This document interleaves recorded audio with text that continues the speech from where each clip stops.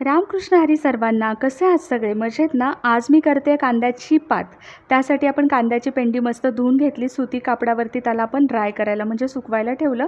कांद्याची पात आपण चिरून घेऊन धुतली तर त्यातला अंश निघून जातो. त्यासाठी मी कांद्याची पेंडी अगोदर धुवून घेते, नंतर बारीक आपल्याला चिरून घ्यायची. इकडे फोडणीसाठी तेल गरम झाल्यानंतर आपण त्यामध्ये टाकलेलं लसूण आणि हिरवी मिरची मस्त परतून घ्यायचं.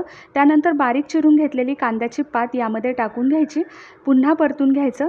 मी 10 ते 15 मिनटासाठी मुगाची डाळ भिजत ठेवली होती ती टाकून घ्यायची.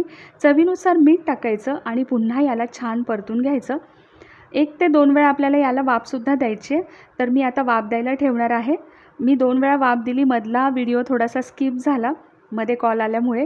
पहा आता एकदा मी वाफ द्यायला ठेवली. मस्त आपली कांद्याची पात तयार आहे. चला या गरमागरम खायला.